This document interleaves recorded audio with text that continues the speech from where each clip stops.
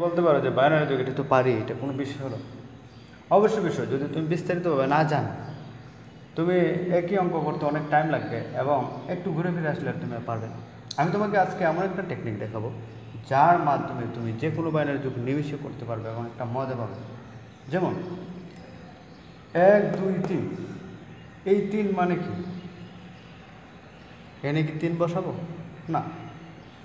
বাইনারিতে আমরা জানি যে 0 আর 1 এই দুইটা ডিজিট নিয়েই বাইনারি সংখ্যা গঠিত, সুতরাং আমরা লিখতে পারবো। কিন্তু 1 2 3, 3 মানে আমরা ধরে নিই ডেসিমাল।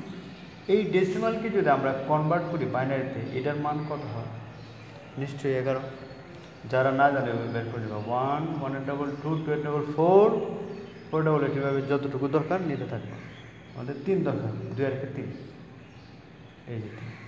ওকে, এখন আমরা দেখি অঙ্কটার সাথে এটা আমার এই পদ্ধতিটা কীভাবে 1 2 3 বসাবো হচ্ছে সবচেয়ে ডানের ডিজিট বসাবো, আর হাতে থাকবে এই অংশটা। বসাবো আমরা 1, সেই হিসেবে হাতে থাকে 1, ঠিক কিনা? 1 2 3 আর হাতে রেখে হয়ে গেল 4। 4-এর বাইনারি কত? যারা না জানে বের করে নিবা 100। সবচেয়ে ডানের ডিজিটে যদি বসালাম 0, এখানে কত? 10। না, এটাকে কনভার্ট করতে হবে। 10 মানে 2, অর্থাৎ হাতের হলো আমাদের 10 না, হাতের হলো 2। এই 2 এখানে যোগ হবে। 1 2 3 আর হাতের 2 কত হয়ে গেল? 5। 5-এর বাইনারি আমরা কত জানি? নিশ্চয়ই এটা।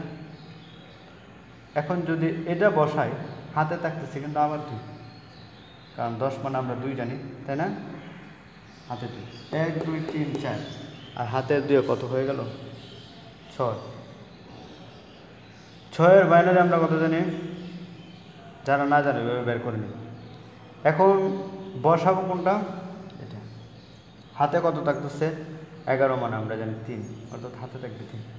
কিন্তু খেয়াল করো, অঙ্ক কিন্তু আমরা অলরেডি শেষ, সুতরাং হাতে রাখার আর দরকার নাই। আমরা যা আছে তাই বসাই দেবো। বসাবো কত? ডাবল 1। ওকে, এইভাবে খুব সহজেই তুমি যে কোনো বাইনারি যোগ মুহূর্তেই করতে পারবে। আরেকটা জিনিস খেয়াল করতে পারো, যে আরেকটা পদ্ধতিতে কীভাবে করতে পারো দেখো। 1 2 3 1।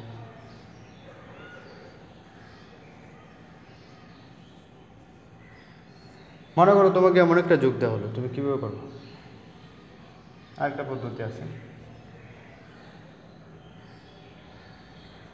এই হিসেবে আমাদের মান কত? 4 2 6 আর 1 7। এটার মান কত? 4 আর 1 5। এটার মান কত? 2 4 2 6। এটার মান কত? শুধু 4, ঠিক কিনা? 7 5 12, 12 6 কত? 18, 18 4 কত? 22, 22 কিনা? 22। অর্থাৎ এখানে তারা যে ডিজিটগুলো দিয়েছে এটার টোটাল মান হচ্ছে 22।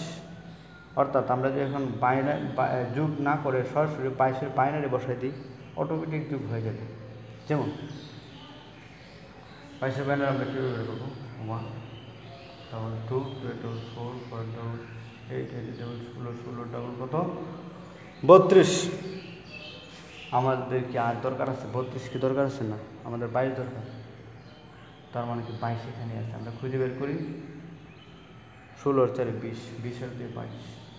এই 3টা ডিজিট যোগ করলে আমরা পেয়ে যাই 22। সুতরাং এই 3টা ডিজিটের সোজা আমরা দেব 1, আর এই 2টা লাগতেছে না, তাই এই 2টা সোজা আমরা দেব 0। অর্থাৎ এই মানটা হুবহু এখানে বসাই দিলে আমাদের আর কোনো কিছু করা লাগতেছে না।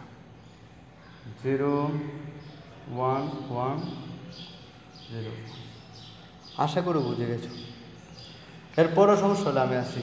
কিন্তু এখন কথা হচ্ছে, যদি রেডিক্স পয়েন্ট দেওয়া থাকে তখন তুমি কি করবে? সাপোজ এই অঙ্কটার মধ্যে রেডিক্স পয়েন্ট দেওয়া, এখানে রেডিক্স পয়েন্ট, এখানে রেডিক্স পয়েন্ট, এখানে রেডিক্স পয়েন্ট, এখানে, তখন তুমি কি করবা? তুমি দেখবা যে রেডিক্স পয়েন্ট কত করে? 1 করে। সবগুলাই যেহেতু সমান সমান, রেডিক্স পয়েন্ট সমান সমান, সুতরাং এক ঘর আগে রেডিক্স পয়েন্ট হবে, আর কোনো কিছুরই পরিবর্তন হবে না। কিন্তু রেডিক্স পয়েন্ট যদি এলোমেলো দেওয়া থাকে তখন তুমি কী করবে? সাপোজ আমি একটা উদাহরণ দিই, এলোমেলো দেওয়া থাকলে এটা শিখে রাখো। যেমন একটা মান দেওয়া হলো তোমাকে, ধরো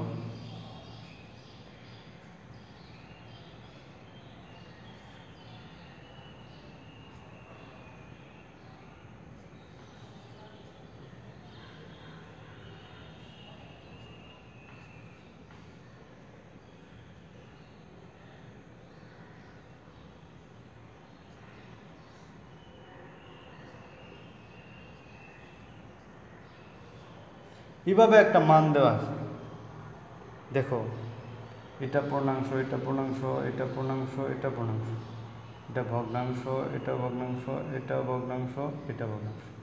তুমি কি যেভাবে আসছে সেভাবে যোগ করতে পারবা? না।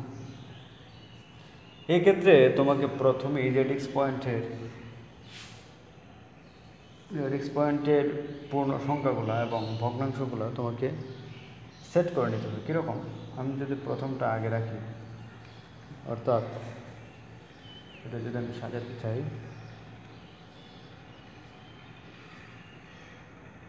প্রথমটা, তাই না? দ্বিতীয়টা কি আছে? আমরা জানি যোগ করার ক্ষেত্রে ছোটো বড়ো আগে পিছিয়ে কোনো প্রবলেম নেই।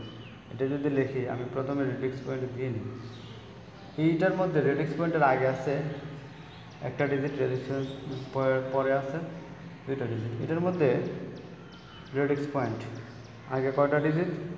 দুইটা ডিজিট। পরে কয়টা ডিজিট? 1 2 3টা ডিজিট।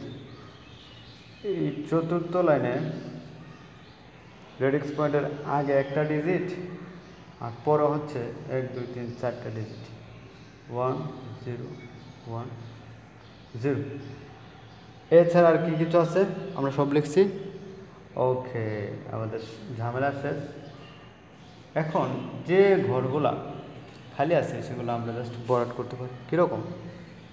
আমরা জানি যে কোনো রেডিক্স পয়েন্টের পরে একদম সব শেষের যে ডিজিট, এটার পরে যদি আমরা শূন্য দিই কোনো প্রবলেম হয় না। সাপোজ এখানে আছে আমাদের দশমিক, এটা এবার যদি আমি শূন্য দিতে থাকি মানের কোনো পরিবর্তন হবে না। আবার যদি কোনো পূর্ণ সংখ্যার আগে, সাপোজ এই 5-এর আগে যদি আমি শূন্য দিতে থাকি, যতগুলো মন চায় মান কোনো পরিবর্তন হবে না।